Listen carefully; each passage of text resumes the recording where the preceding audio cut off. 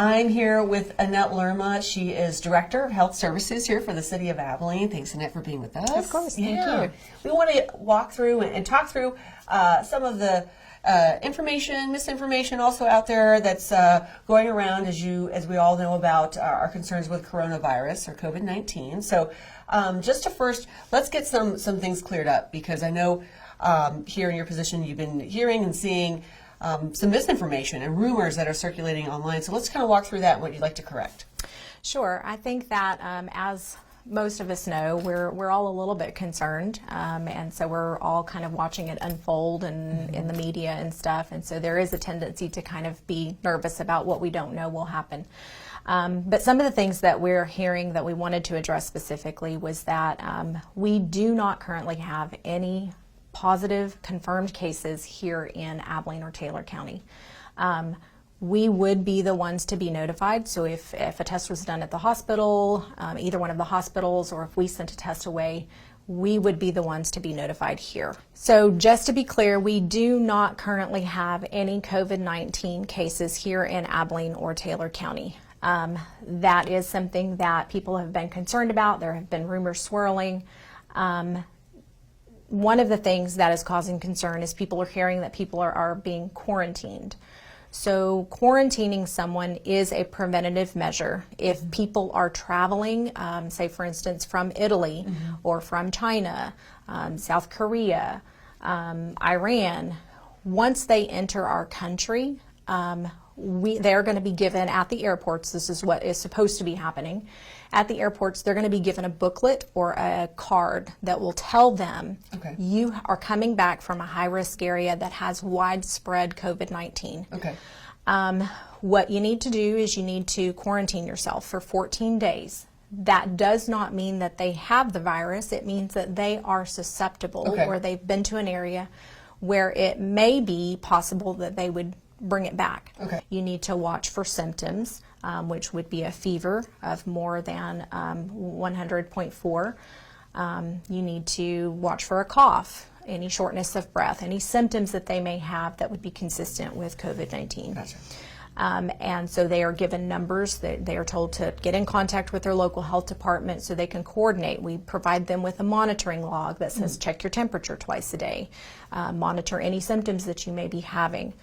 So within the community, as people return, we are reaching out to people, or people are reaching out to us, either way, and we are talking through that with them. So there may be people throughout this time period that we have had quarantine themselves, but that does not mean that they are positive cases. Sure. But that is reassuring to know that I think a lot of people, you hear the word quarantine and you get alarmed by that, but really quarantining is a preventative measure just to make sure the coast is clear for folks. Exactly.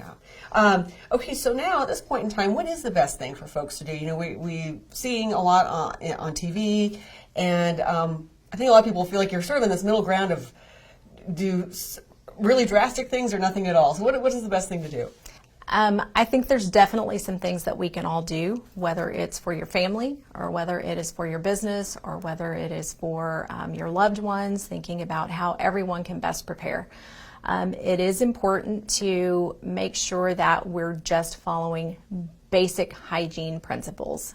You keep hearing this over and over, but it really is the best way to protect against any virus. We already know this. Washing your hands, and there was a study posted several years ago, back when we had our last kind of pandemic flu, back in 2009, I think, where they did a study in a school, and all they did in that school was have a coordinated effort for the kiddos to wash their hands twice a day.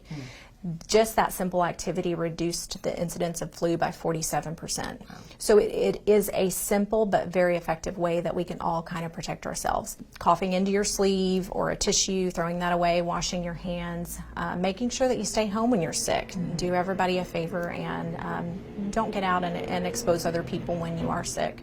So just washing your hands regularly for at least 20 seconds, being very thorough about it. Coughing into your sleeve or sneezing into your sleeve or a tissue and throwing that away, washing your hands, staying home when you're sick, not exposing other people to anything that you may have. So just some basic things that we can all be doing. The other thing that we've been hearing is, and probably everybody has seen this on some sort of social media post, well, I'm healthy, and most of the people that are getting COVID-19 are recovering and they're fine. But in reality, doing all of these things is more than just about protecting yourself. It's about protecting those who are more vulnerable. And so we all have members of our family, loved ones that we care very much for, that would not recover quickly.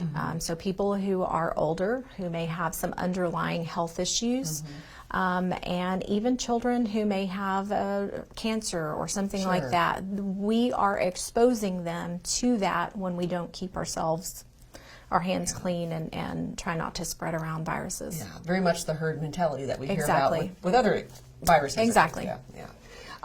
Okay, and so really when it comes to this point in time, of course, and we can get into here a little bit more about just in any kind of situation like this, what the health department does, or emergency management, and who you all are communicating to decide on a bigger scale, should we be doing something or canceling things or that kind of thing. At this point, the average resident here in Abilene can pretty much continue with day-to-day life, but just keeping these things in mind of hygiene and staying home if you don't feel good. What we've been doing kind of behind the scenes is we have been working very diligently with all of our community partners. So first responders, with the hospitals, with businesses and organizations, with school districts, reaching out to them to say, what can we do to be proactive?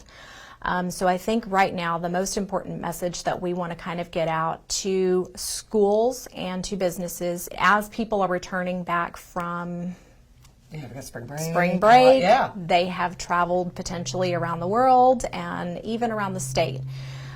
So businesses and schools can be proactive by reaching out to employees who have traveled and say, where have you traveled to?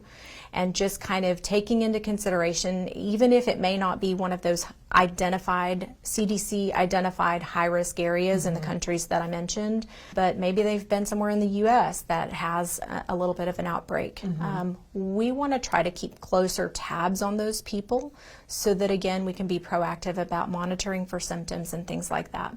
So as a business, you can ask your employees that. Please report to us, and then in turn, employers can reach out to us and consult with us about, should I be concerned? What should I do? The other thing that employers can do is try to relax their leave policies. And so some employers will just standardly ask for a doctor's note when you come back to work or if you're sick, and maybe relaxing some of that, because the doctor's offices right now are saying, you know, if you can stay at home and you don't need to come in and it's not urgent, please don't come in. Yeah. Because we're trying to leave space in doctors' offices and for the medical professionals to be able to care for those who are truly sick now. Okay. Like you're saying, just being able to stay home, take care of yourself, minimize exposure, and if employers can help with that in that effort, that'd be great too. Absolutely. Right. And institutions of higher learning. So if there's an opportunity to allow someone who's maybe been to a high-risk area, maybe that person doesn't need to come back to campus. Maybe they can do assignments online. Maybe they can turn things in online. And just taking that case by case to really try to be as proactive as we can. Yeah. Okay, very good. Otherwise, you know, of course, we'll be working with your department and others and other community partners to get the latest information out, and we'll be doing that through the city's website. And you can always go there, of course, abilenetx.gov, and subscribe to our news releases and news items by going to the communications drop-down tab, and you'll see Notify Me. Click on there, and that's where, of course, we'll be getting out any kind of information. If there is a case, that's where we will absolutely be putting out official information here from the city. Right. As public health, our normal activities, we have a division of public health that is emergency preparedness. And so we routinely plan for these types of things. When we have something such as this on the horizon, we kind of ramp up those planning efforts, and we look at who can we reach out to within our community. And so we've been sitting down at the table with our healthcare partners saying, what do you need? The role of public health is not to try to stop the spread of this disease, because there is nothing that we can do as public health. But our role is to try to slow it down enough so that our healthcare professionals have the capacity to treat those who need to be treated.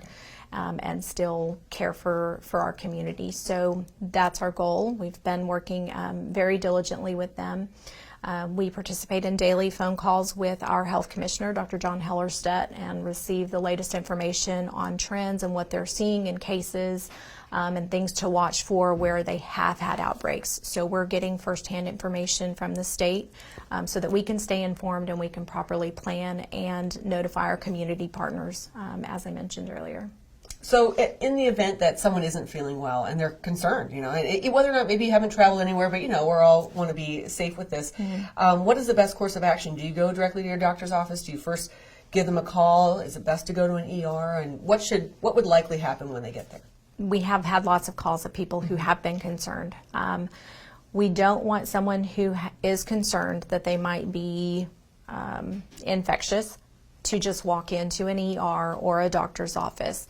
We would like for them to either reach out to their doctor directly and tell them what their concerns are, or you can reach out to us and we can kind of talk through what has your exposure been, what are your symptoms, and kind of maybe help them work through that.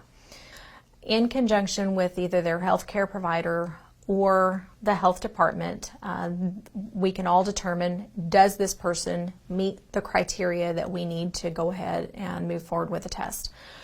So there's a couple of different ways that someone could be tested. Through the health department, it is done through the regional lab. So they would have to meet the strict criteria of being a person that is at high risk. And so that may be, it has changed. It has been kind of evolving as there has been evidence of community spread. So it's relaxed a little bit.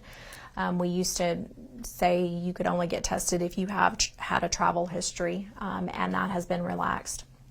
So call the health department in consultation so we can kind of talk through that.